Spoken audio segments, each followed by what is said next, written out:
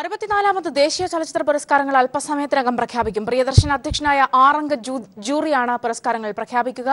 വിവരങ്ങളുമായി സന്തോഷ് സലിംഗ് ചേർന്നുണ്ട്. സലിംഗ്, വളരെ പ്രതീക്ഷയോടുകൂടി ചില ചിത്രങ്ങൾ മുന്നോട്ട് വെച്ചുകൊണ്ടാണ് ഇത്തവണ നമ്മൾ ദേശീയ പുരസ്കാര പ്രഖ്യാപനത്തെ കാത്തിരിക്കുന്നത്. അതുകൊണ്ട് തന്നെ മലയാളത്തിന്റെ പ്രതീക്ഷകൾ എങ്ങനെയാണ്? പൊതുവിലുള്ള വിലയിരുത്തലുകളും ഏതായാലും അല്പസമയത്തിനകം തന്നെ 64ാമത് ചലച്ചിത്ര അവാർഡുകൾ പ്രഖ്യാപിക്കും. വലിയ പ്രതീക്ഷയിൽ തന്നെയാണ് മലയാളമുള്ളത്. ഏതാണ്ട് 10ഓളം ചിത്രങ്ങൾ മത്സരത്തിന്റെ പല മേഖലകളിലായി പരിഗണിക്കപ്പെടുന്നുണ്ട് എന്നാണ് മനസ്സിലാക്കാൻ സാധിക്കുന്നത്. കമ്മട്ടിപ്പാടം ഉൾപ്പെടെയുള്ള ചിത്രങ്ങൾ, മഹേഷിന്റെ പ്രതികാരം അടക്കമുള്ള ചിത്രങ്ങൾ പ്രധാനപ്പെട്ട ലിസ്റ്റുകളിൽ ഉണ്ട്.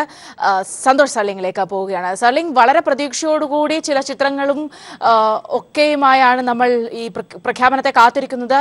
എങ്ങനെയാണ് പ്രതീക്ഷകൾ? സൗമ്യ, ഏകദേശം 350ഓളം ചലച്ചിത്രങ്ങളാണ് ജൂറിക്ക് മുമ്പിൽ ഇത്തവണ എത്തിയത്. പ്രത്യേകിച്ച് തമിഴ്, മലയാളം, മറാത്തി തുടങ്ങിയ പ്രാദേശിക ഭാഷകളിൽ നിന്ന് ശക്തമായ മത്സരം തന്നെ ഉണ്ടായി. വ്യത്യസ്ത പ്രമേയങ്ങൾ, തീവ്രമായ അഭിനയ മുഹൂർത്തങ്ങളൊക്കെ ഉണ്ടായ ചലച്ചിത്രങ്ങൾ ആണ് എന്നാണ് ജൂറി പ്രാഥമികമായി വിലയിരുത്തിയത് തന്നെ. അതുകൊണ്ട് തന്നെ ഈ മികച്ച നടൻ, മികച്ച സിനിമ, മികച്ച നടി എന്നീ പ്രധാനപ്പെട്ട വിഭാഗങ്ങളിലൊക്കെ ശക്തമായ മത്സരം നടക്കുന്നതായാണ് അറിയാൻ കഴിയുന്നത്. മലയാളത്തിൽ നിന്ന് തന്നെ വിവിധ വിഭാഗങ്ങളുടെയായി 8ഓളം പുരസ്കാരങ്ങൾ ലഭിക്കും എന്നാണ് ഏറ്റവും അവസാനമായി ലഭിക്കുന്ന സൂചന. പ്രത്യേകിച്ച് കുമ്മട്ടിപ്പാടത്തിലെ ഗംഗ എന്ന കഥാപാത്രം അഭിനയിച്ച വിനായകൻ മികച്ച നടനുള്ള അവസാന ലിസ്റ്റിൽ ഇടം പിടിച്ചിട്ടുണ്ട്. അമിതാഭ് ബച്ചൻ പിങ്കിലെ അഭിനയത്തിന് അമിതാഭ് ബച്ചൻ, തെങ്കലിലെ അഭിനയത്തിന് അമീർ ഖാൻ തുടങ്ങിയവരും മനോജ് ബാജ്പേയി തുടങ്ങിയ നടന്മാരും അന്തിമ ലിസ്റ്റിൽ ഇടം പിടിച്ചിട്ടുണ്ട്. കൂടെ ജയസൂര്യ അടക്കമുള്ളവർക്ക് പ്രത്യേക ജൂറി പുരസ്കാരം ലഭിക്കാനുള്ള സാധ്യതയും ഇപ്പോൾ തള്ളിക്കളയാനാകില്ല. മികച്ച പ്രാദേശിക ചലച്ചിത്രങ്ങളും മലയാള ചലച്ചിത്രങ്ങൾ തന്നെയാണ് ഉള്ളത്. പ്രത്യേകിച്ച് അടൂർ ഗോപാലകൃഷ്ണന്റെ പിന്നെയും, രാജീവ് രവിയുടെ കുമ്മട്ടിപ്പാടം, ഡോക്ടർ ബിജുവിന്റെ കാട് പൂക്കുന്നേരം തുടങ്ങിയ ചലച്ചിത്രങ്ങളൊക്കെ മികച്ച പ്രാദേശിക ചിത്രങ്ങളുടെ മത്സര വിഭാഗത്തിൽ അവസാന അന്തിമ പട്ടികയിൽ ഇടം പിടിച്ചിട്ടുണ്ട്. എന്തായാലും 11:30 നാഷണൽ മീഡിയ സെന്റർ വഴി പുരസ്കാരത്തിന്റെ പ്രഖ്യാപനം തുടങ്ങും. Jury chairman പ്രിയദർശനാണ്.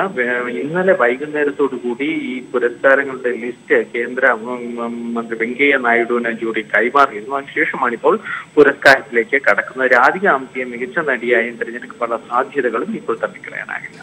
അതായത് സലിംഗ്, മനസ്സിലാക്കാൻ സാധിക്കുന്ന ഒന്ന്, നമുക്ക് മുന്നോട്ട് വെക്കാനുള്ളത് മികച്ച നിരവധി ചിത്രങ്ങളാണ്. ഇപ്പോൾ കമ്മട്ടിപ്പാടം പോലെയുള്ള ചിത്രങ്ങളാണെങ്കിൽ പ്രത്യേകിച്ച് സംസ്ഥാന പുരസ്കാരം വന്ന സമയത്ത് വലിയ രീതിയിൽ പ്രശംസിക്കപ്പെട്ടിരുന്നു പുരസ്കാര നിർണയം.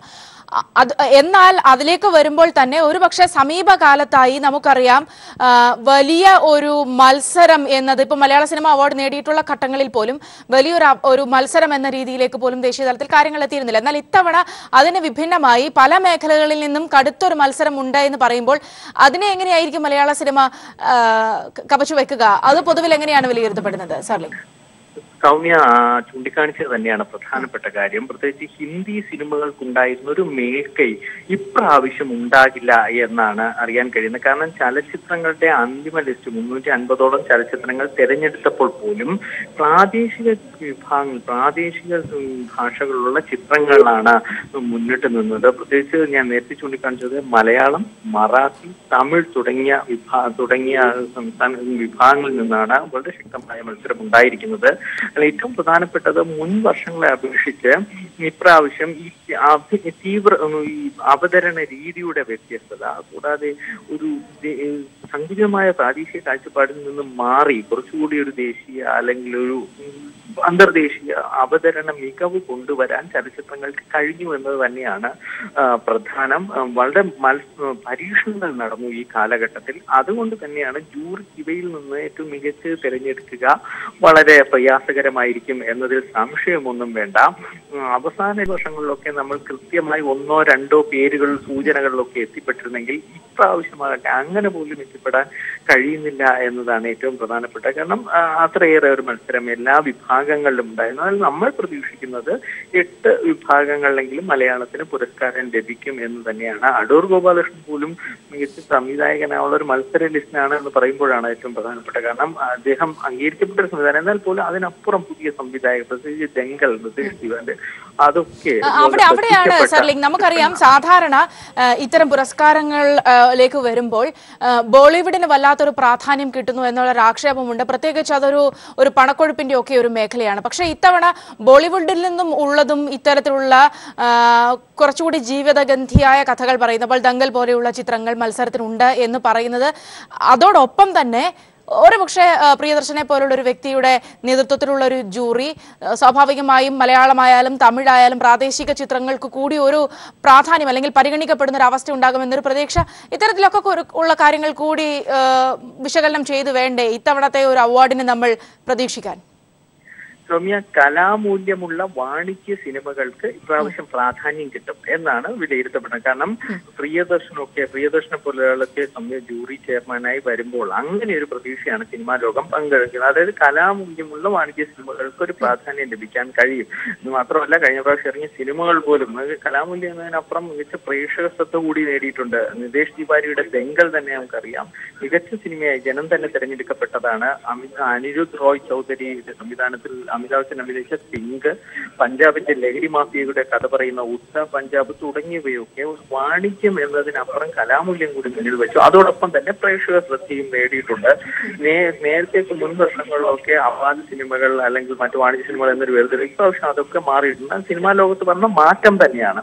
ആ മാറ്റമൊക്കെ ഉൾക്കൊള്ളാൻ കഴിയുന്നതായിരിക്കും ഇപ്രാവശ്യത്തെ പുരസ്കാര നിർണയം എന്നുകൂടി പുരസ്കാര അംഗങ്ങളും എടുത്തു പറയുന്നുണ്ട്. ഇപ്പോൾ ഇവിടെ ദേശീയ മീഡിയ സെന്ററിൽ പുരസ്കാര നിർണയത്തിന് തൊട്ട് മുമ്പായി വിവിധ പ്രാദേശിക ഭാഷകൾ ജൂറി അംഗങ്ങളായിരുന്നവരൊക്കെ എത്തിയിട്ടുണ്ട്. അവരുടെയൊക്കെ സംസാരിക്കുമ്പോഴും അറിയാൻ കഴിയുന്നത് അത്തരമൊരു അഭിപ്രായമാണ്. ഒരുപക്ഷെ നമുക്ക് ഒരു കാര്യം ശ്രദ്ധിക്കേണ്ടത്, അല്ലെങ്കിൽ നമുക്കറിയാം ഒരു 5 വർഷം മുൻപ് ഒരുപക്ഷെ ദേശീയ അവാർഡ് എന്ന് പറയുമ്പോൾ അതിനുണ്ടായിരുന്ന ഒരു പ്രാധാന്യം, 5 വർഷത്തിന് ഒരുപക്ഷെ അതിനൊക്കെ മുമ്പ് വലിയ രീതിയിൽ ദേശീയ തലത്തിൽ ചർച്ച ചെയ്യപ്പെടുന്നു, വലിയ ചർച്ചകൾ നടക്കുന്നു. എന്നാൽ പിന്നീട് അങ്ങോട്ട് ഇതൊരു ചടങ്ങായി മാറിയപ്പോൾ അത് സ്വാഭാവികമായും പല ഘട്ടങ്ങളിലും നല്ല സിനിമകൾ മലയാളത്തിൽ നിന്നും പോയി, അല്ലെങ്കിൽ നല്ല അഭിനേതാക്കളായാലും സംവിധായകരായാലും ഒക്കെ മലയാളത്തിൽ നിന്ന് ചെന്ന് യാതൊരു തരത്തിലും പ്രാദേശിക ഭാഷ സിനിമകൾക്ക് യാതൊരു തരത്തിലുമുള്ള പ്രാധാന്യമില്ലാത്തൊരു അവസ്ഥയുണ്ടായിരുന്നു. പക്ഷേ അതിൽ നിന്നൊക്കെ മാറി വരുന്ന ഒരു സാധ്യത, ഒരു സാഹചര്യം നിലവിലുണ്ടോ? ഒരുപക്ഷെ കഴിഞ്ഞ അവാർഡുകളെയൊക്കെ കൂടി ഒന്നും പരിഗണിച്ചാൽ?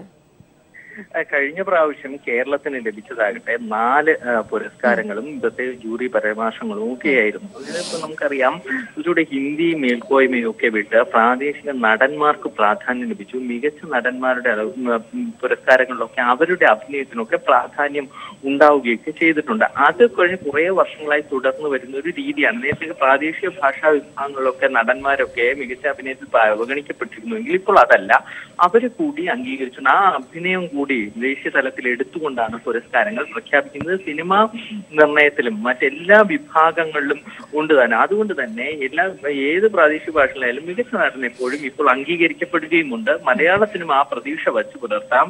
മികച്ച നടനായി സംസ്ഥാന നിർണയ സമിതി തന്നെ തെരഞ്ഞെടുത്ത വിനായകന് ആ പ്രതീക്ഷയാണ് എല്ലാവരും ഉയർത്തി കാണിക്കുന്നത്. ഈ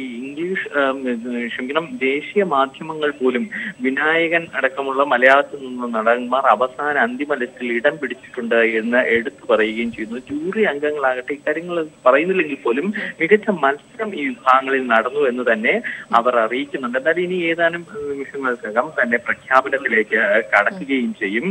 ഇപ്പോൾ പ്രധാനമായും പ്രതീക്ഷിക്കുന്നത് വിനായകൻ അങ്ങനെ പുരസ്കാരം ലഭിച്ചാൽ പിന്നെ കേരളത്തിൽ നിന്ന് മികച്ച നടനുള്ള പുരസ്കാരം ലഭിച്ച 12ാമത്തെ നടനായി വിനായകൻ മാറുകയും ചെയ്താലും സംസ്ഥാന സമിതി കൂടി തിരഞ്ഞെടുത്ത മികച്ച നടനായി തിരഞ്ഞെടുത്ത വിനായകന് ദേശീയ അംഗീകാരം ലഭിക്കുന്നു. അത് കൂടുതൽ കേരളത്തിന് വളരെ അതിലേക്ക് തന്നെ തിരികെ എത്താം. സന്തോഷ്, ദയവായി തുടരുക.